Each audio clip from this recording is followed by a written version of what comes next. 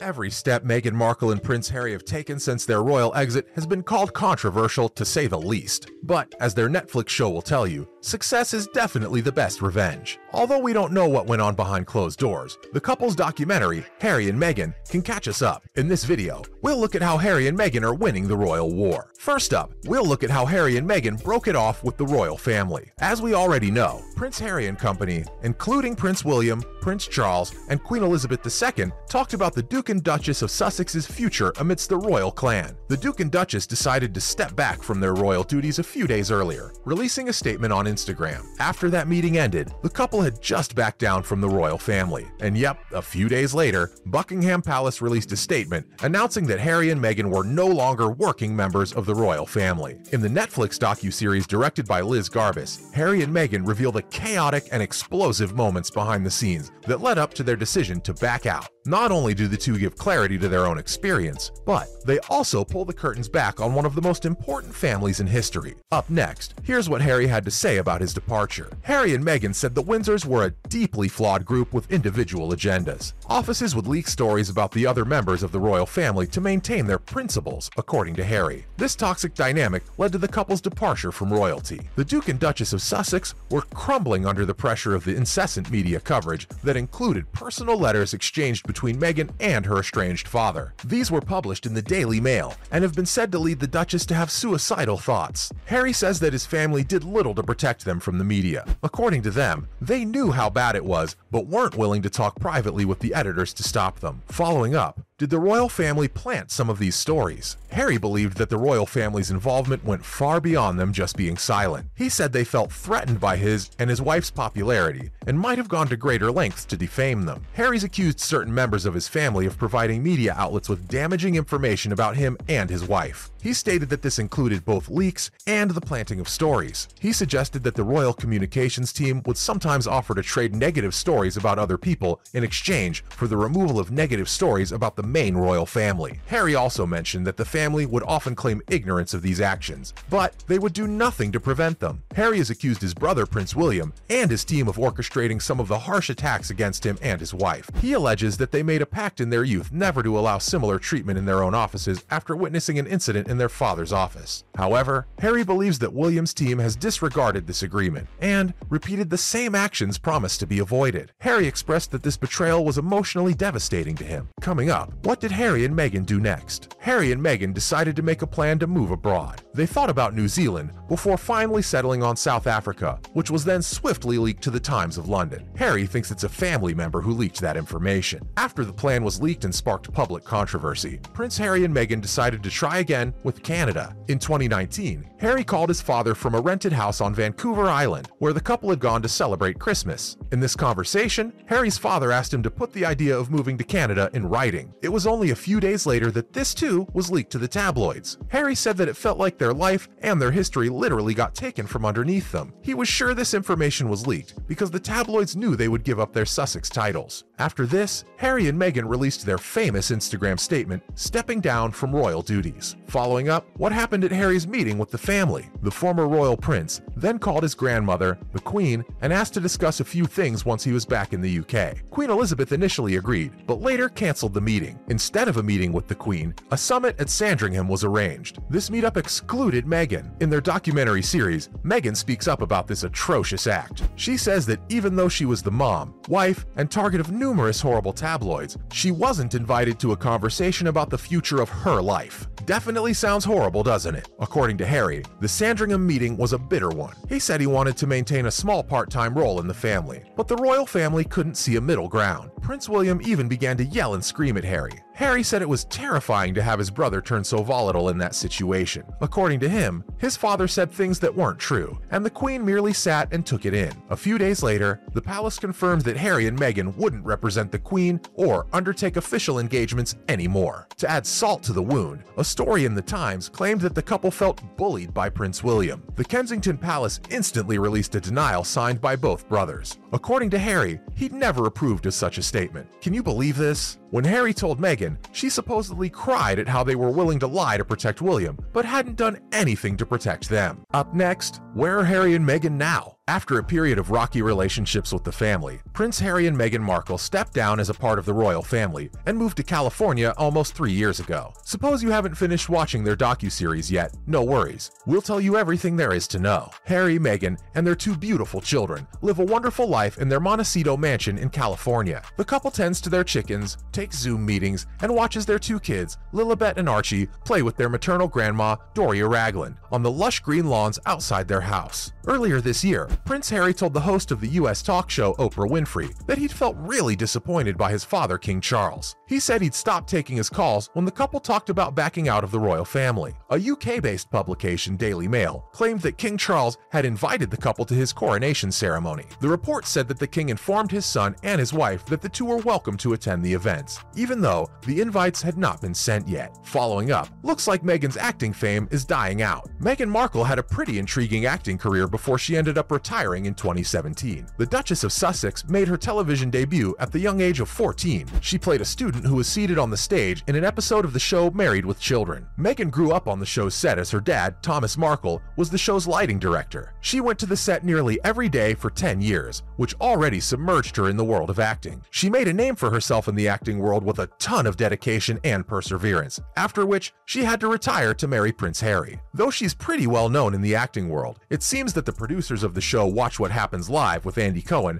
don't think she's worthy enough to become Andy Cohen's guest, as she got turned down from appearing on the show. Before landing her breakout role in the legal drama series Suits, the former actress took on odd jobs and freelance tasks like bookbinding and calligraphy roles to make ends meet. It was years before her career finally took off, and she was able to make her way to the top. Before she married Harry, her salary for a single Suits episode was $50,000 US. Up next, why did Andy Cohen reject Meghan Markle? Though she was fairly well known then, producers of the Watch What Happens Live with Andy Cohen still turned down her request to appear on the late night show. According to Meghan, it was 2012, and she thought her appearance on the show would help her promote the 2nd season of Suits. She talked about this rejection when Andy Cohen appeared on her podcast, Archetypes with Meghan. The old American actress revealed on her podcast that she was a huge fan of the Real Housewives series, and since Andy Cohen was one of the producers of that show, she'd really wanted to appear on his talk show. The Duchess expressed her eagerness to be a guest on Andy's show, but unfortunately, she was unable to secure a booking. Andy wasn't surprised by this, as he had suspected that the Duchess had attempted to appear on the show in the past. He remarked that it was amusing, as he had a feeling that the Duchess might be a fan of the Real Housewives. Andy said they eventually realized it was a shame they'd not been able to have her on the show. To the talk show host's mild surprise, he exclaimed, "Oh my God," upon learning that the Duchess of Sussex had expressed interest in appearing on the show. He was shocked at the missed opportunity to have her as a guest and called it a huge blunder. That's a wrap for this video. What are your thoughts about Harry and Meghan's docuseries? Let us know in the comments below. Make sure to give this video a thumbs up and subscribe to our channel for more videos like this, and I'll see you at the next one.